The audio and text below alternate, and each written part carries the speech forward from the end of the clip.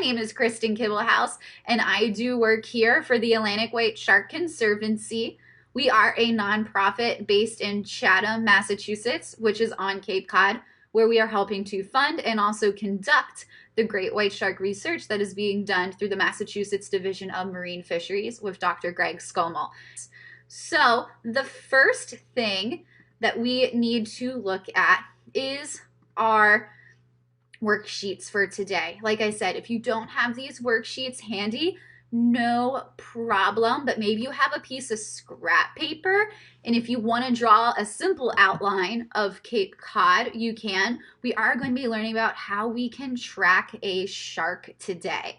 So we have the tracking map, and then we also have that receiver data. Don't worry about writing down all that receiver data because it is a lot.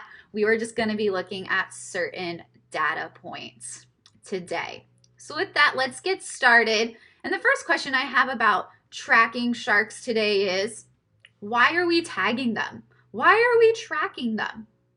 You know, it's a pretty easy question to start off with. Why are we tagging sharks? What do you think? If you are saying, because we have to find out where the sharks are swimming and where they are going, you are correct. The reason why scientists are tagging sharks is to figure out where they are going. And that can be to see where they are migrating to. So that migrating path is going to be the same path that sharks like the whale shark will follow every year to either give birth to their pups or to maybe go to a certain place to feed each year, versus just their general movement. Like the great white shark doesn't have a same migration path, but we look at their movements year to year. And by tagging these sharks, we can see that they don't make the same movements every year. But with tags, we are able to explore more and maybe figure out why their movement patterns are different year after year. And with that, to tag sharks, there is one tag that we are going to be focusing on today, which is our acoustic tag.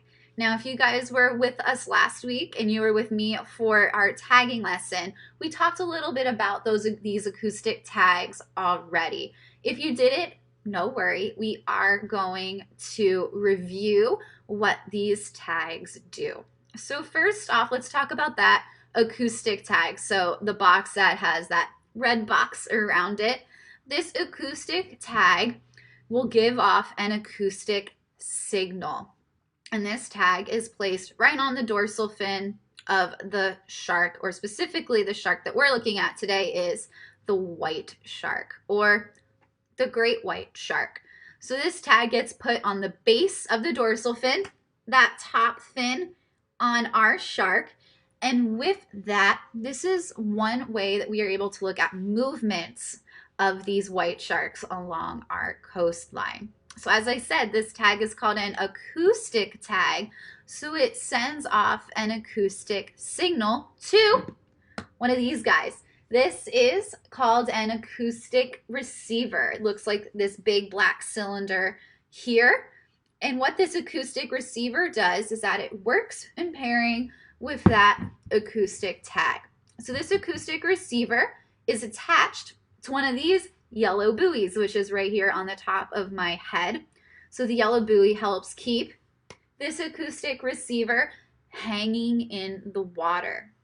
So what this acoustic receiver works with this acoustic tag is that anytime a shark with this tag swims by one of these receivers, that this receiver will detect that that shark is there, and it records it, and it gives the date, the time, and the tag number. So any one of these acoustic tags has a special number to it, just like how maybe mom or dad, grandma or grandpa, or someone in your family all has a cell phone number. Each shark has its special number to it. Now, what's really cool is that these receivers, sharks don't have to be really close to these receivers for them to work. They do have about a 200-meter radius around that it can pick up. So I know me explaining this can be maybe a little confusing. So we do have a graphic here to show you. I know this is not a shark, this is a fish, but scientists are putting these acoustic tags on fish as well to look at their movements and migration patterns. So as you can see here, it is showing that this fish with an acoustic tag transmits a unique acoustic signal, and then with that acoustic receiver decodes the signal and adds the date and the time to it as well. So I hope this makes more sense. I know we get a lot of questions that say, do sharks and other animals hear this acoustic signal? So what do you think? Do you think that these animals can hear that acoustic signal that's being given off? They do not hear this acoustic signal, which is really good because then it doesn't bother these animals that they have these tags on them. Okay, so as scientists, we have our tags on so we can track them. We have our special equipment in the water so we can find where those tagged sharks are swimming. But the next question is, how do scientists obtain the data that's recorded on one of these? What do you think? How do we think that scientists can obtain the data that these receivers record? Now, the one way that we do this is that, well, it's very simple. The receivers are pulled from the water. So with these acoustic receivers, we as scientists do have to go and pull these out of the water to download the information. And these work off of a system called Bluetooth. Maybe you use this at home to listen to music, or you use this on a special watch or headphones. So Bluetooth technology is used everywhere. And you can see here in the photo that is on the screen that these are all of those buoys that are set up along the coastline that has these receivers on them. So once these are pulled up out of the water, scientists will pull these up out of the water throughout the research season during the summer, but then also at the end of the research season, they are pulled up out of the water once it is kind of assumed that these sharks have left for the summer and fall season. This usually happens around November and December. And after that is done, then we spend all winter months, our staff scientist, Megan Winton, I should say, spends all of her time looking at that data that has been recorded throughout the year.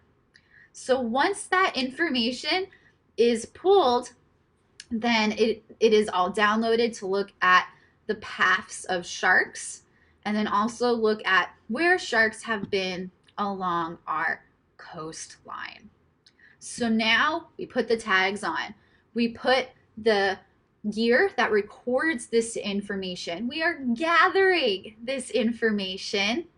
Then what else do we think we have to do? How do scientists use all of this data that is recorded? How do we think scientists use all of this data? Now you have to remember that there are over 200 white sharks that have these acoustic tags on them. So that's a lot of data to look at, right? But how are scientists using all of that data for shark science? What do we think? Well, of course, we are looking at where are sharks along our coastline. So I am going to move myself here a little bit just so you can see the rest of our map. So what you are looking at is where any of those purple squares are is where one of these receivers is located along the coast of Cape Cod here, and as well as up the coastline of Massachusetts. Now, this is not where every single receiver is. If you watched Dr. Scomel's Q&A yesterday, he did say there are about 80 of these receivers out in the water. So I don't have enough room on my map to put all 80 on here, but I did want to show some of these spots. Now, as I said, each one of these squares represent one of these guys here, that acoustic receiver. And the numbers you are seeing within these squares is showing you how many individual tagged white sharks were recorded on that receiver throughout this season. As I said, our season goes from the summer into the fall, so these will be put in the water around June, and they get taken out officially in November and December timeframe, depending on when our scientists can go out and get them. So as we look here, we are based in Chatham. You can see that blue little circle that is there in Chatham. And right off of our coastline, we do have a few of these receivers. And you see that number of 69 and 70. So that is showing us that 70 individual great white sharks were recorded on that receiver. And you can see this all throughout the coastline of Cape Cod and even inside of Cape Cod Bay and up the shoreline of Massachusetts in towns like Duxbury and Marshfield and Scituate. And these are how scientists are looking at shark abundance and maybe how frequent they are at different areas around the coast. Now, obviously, this does not show us every single shark because there are about over 200 sharks that are tagged with these acoustic tags. But if you remember Dr. Greg Scommel saying yesterday, there are over 300 identified. So we do have a few more sharks to tag before we do hopefully have as many tagged as possible. But this gives scientists and lifeguards and people at the Cape Cod National Seashore a really good way of looking at sharks off of our coastline depending on different times of the year and the day as well. And as you guys, maybe you're more curious about this information, we do have our app Sharktivity that does show where these receivers are. And you can see that on our Sharktivity app with that orange beacon, which shows where one of these are. And you can see here on our Sharktivity map, there's a lot more orange beacons where I had not as many purple squares. So this shows where all of those orange beacons are and where those receivers are. Now, if you would like to further explore this, if you would click on one of those orange beacons, this is what it shows you. And it does say sighted on. What this is telling us is that this is when this receiver was pulled out of the water for the year. So for this specific one, this was pulled out January 3rd of 2020, so this year. And there was 41 sharks detected on this receiver. And this receiver is the Nauset offshore receiver.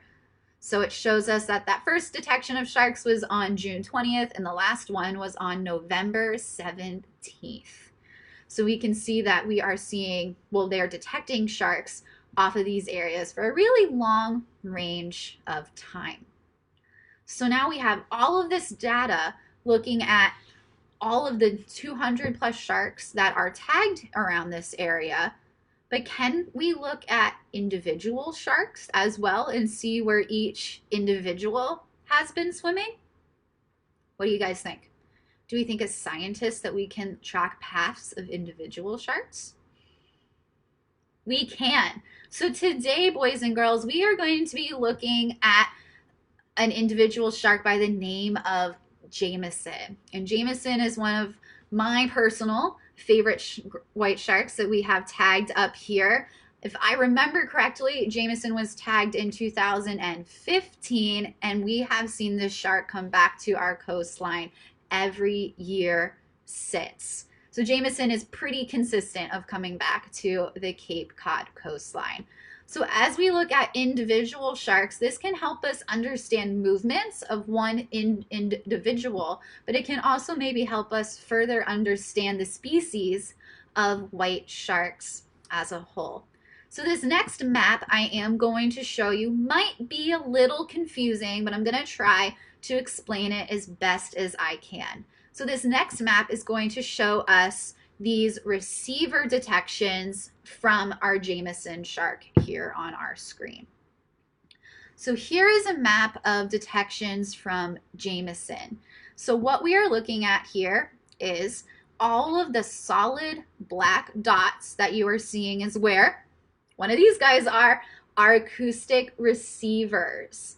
And then any dot that you see that nice bright color around is showing where Jamison was detected within the 2019 season.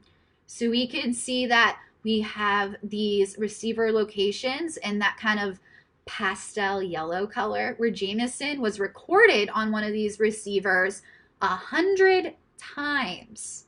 Where we have other receivers that are in that dark purple color where Jamison was only recorded 5 times. Remember that this receiver will record every single time that the shark swims by it. And so with this, we can kind of see where individual sharks like to hang out more. And we can look at this and see, where do we think Jamison liked to hang out? If we're looking at this map and looking at the colors around these different receivers, where do we think Jamison liked to hang out at? Now, if you're saying on the outside of Cape Cod, you are correct. We did not have Jamison recorded inside of Cape Cod Bay or along the other coastline of north of us in Massachusetts. He liked to hang out on that outer coastline on the ocean side of Cape Cod, where we do see other sharks that kind of stay on the northern side of Cape Cod, or just hang out inside of Cape Cod Bay, or just on the south end of Cape Cod.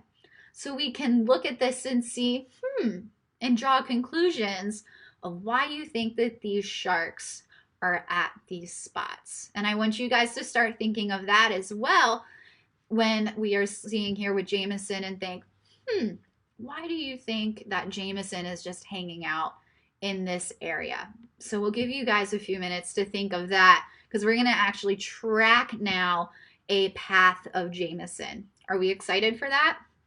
I hope so. I know I am. So we're going to get into the activity today. This is what your worksheet looks like. Again, if you do not have this worksheet handy, that is okay. If you have a piece of scrap paper, you can just draw an outline of Cape Cod and follow along.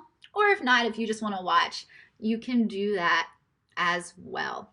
So I'll give you guys a few minutes. If you would like to follow along, get your paper ready, go ahead and get that. You also are going to need a pencil as well.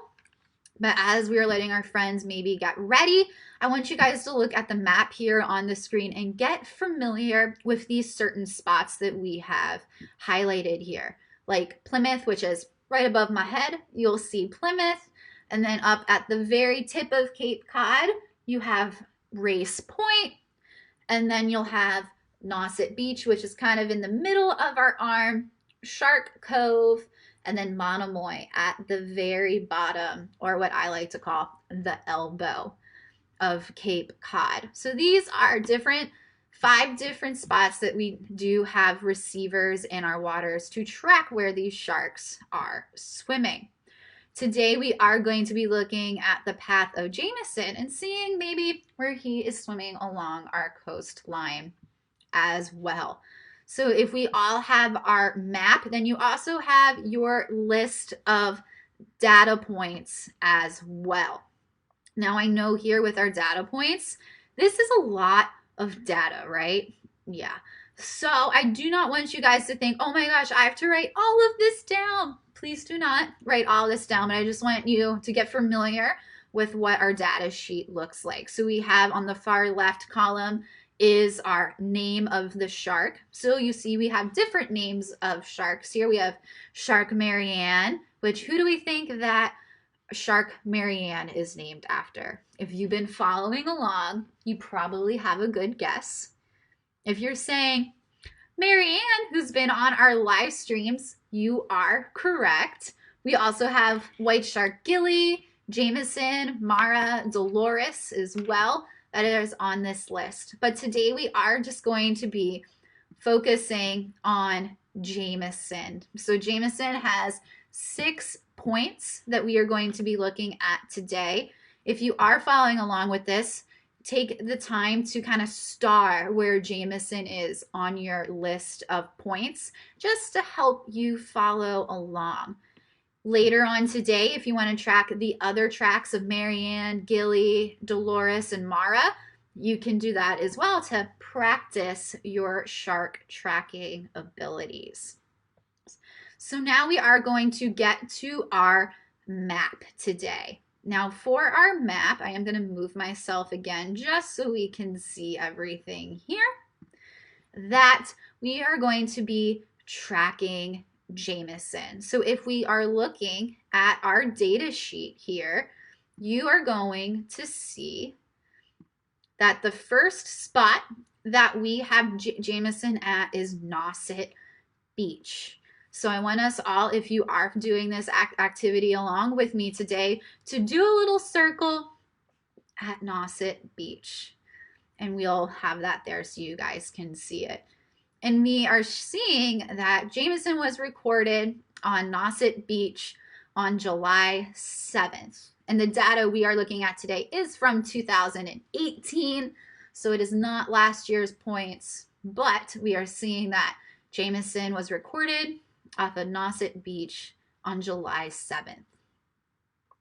So now that we have that data point, let's go on to our next one. And you can see the next time that Jamison was recorded was down at Shark Cove on July 22nd. So what I want you guys to do, if you are following along at home, is to draw a little circle at Shark Cove, and we are going to connect our dots so we can see the way that Jamison swam. And I want you guys to do an arrow as well so we know that he went from Nauset Beach down to Shark Cove. Now, if we're looking at this, we can see that Jamison was first spotted on July 7th, but the next time he wasn't spotted was until July 22nd. So where do we think Jamison went in that time frame? We didn't see him for almost 3 weeks. So where do we think that Jamison was at that time? What do we think? Do we think that he just swam away for 3 weeks and then decided to come back to Cape Cod?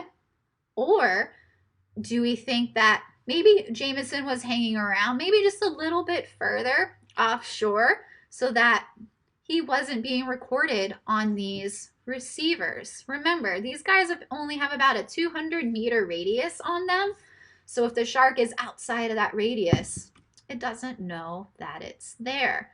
So maybe Jamison did go offshore, or maybe he was still around, but he just wasn't swimming around one of these receivers to record him. Now, if we're looking at our next spot that we see Jamison is at Monomoy Point, which is just a little bit further down our coast here. So I want you guys to, again, draw that little dot at Monomoy Point and draw that arrow down. And we saw this detection on July 24th, so only 2 days later. So we are seeing that Jamison is taking a nice cruise down our coastline, maybe exploring the beaches, but also we can presume that along this area of Cape Cod, we'd see a lot of seals. And what do we know about seals and white sharks? What do we know about those two animals when they interact? Is it that the seal is one of the white shark's favorite meals to have? Yeah. So it is assumed that Jamison is hanging out in this area to probably feed. As we are looking on our data points, we see that the next point is that on July 27th, and we can see again that Jamison stayed off of Monomoy, was hanging out there for a little bit. So we're just going to draw a second dot right off of Monomoy there.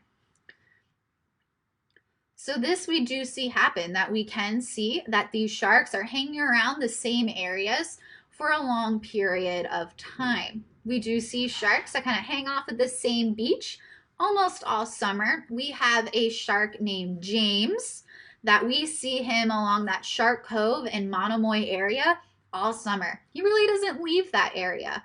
Where we have other white sharks that kind of go all around Cape Cod. They go into the bay, they come out of the bay.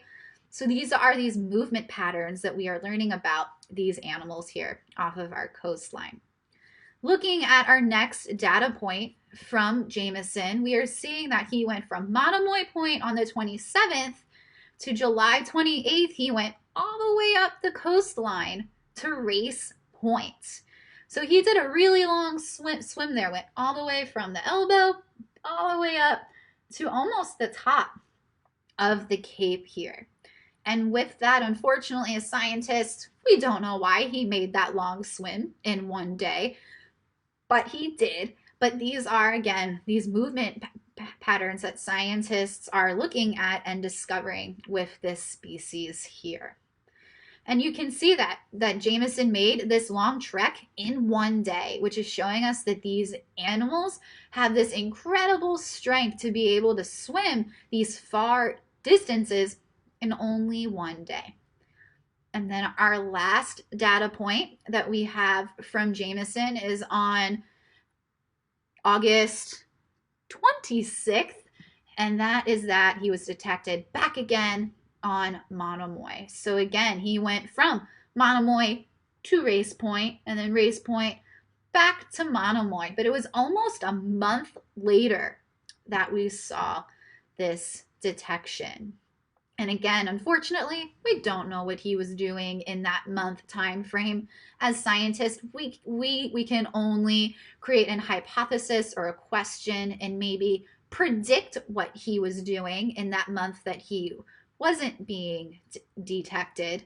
But it's showing us that he kind of likes to frequent off of Monomoy in that time frame of July and August. So with that, boys and girls, you did your first track of a shark. So good job to everyone. And as scientists, our staff scientist, Megan Winton, will create similar tracks like this with all of the sharks that have been detected on our receivers, which is a lot of work, but it is really cool and fascinating work because then we can look at their movements throughout our coastline. So as I said, guys, we do have other sharks that are on this list, so you are more than welcome to maybe later today or maybe a weekend activity to be able to track our other paths of our shark today. And the last thing I want to go over is the other activity that we posted, and that is exploring our Sharktivity app. This is something that you can do at a later date and time, but I just wanted to go over a little bit if you are new to our app, Sharktivity. If you are younger, please ask your mom or your dad or an adult in your house permission to download the app onto maybe a phone or an iPad to explore this. This app is available for any Apple and Android devices, but I did want to go over some of these questions so you know how to explore our app. So the first question, it does say, look at the pings from white shark Jesse, Frank, and Josiah. And how are their pings different and how are they similar? So when you look at our app on the mobile end, you will see this screen pop up. And to look at different sharks on your screen, where that icon right above me kind of says all sharks, if you click on that icon, it gives you a list of different named sharks that you can search and look. And that is where you can be able to find those movements from Josiah and Frank and Jesse. With that, you are going to be then looking for the icon that is green, and green is showing our sharks with those special pings because they have a special tag called a spot tag. The next question on our Exploring Sharktivity is, look at white shark sightings in Nova Scotia, Canada, and then were you surprised that sharks are there? And then what specific sharks were spotted on those receivers? So if you're looking at a sighting, you're looking for those blue icons on our app that shows a white shark sighting. And then also looking at those receivers, again, you are looking for those orange icons as well. So I hope that gives you guys a little bit of a background on how to explore sharktivity and look at shark sightings here along the northeast of the United States. But I also, as you explore the map, you might see that there are other sightings throughout the rest of the east coast of the United States as well. But I'll let you explore to find out where those are. But with that, guys, thank you for following along with our lesson today. Thank you all for coming today. My name is Kristen Kibblehouse. Thank you guys and have a good weekend.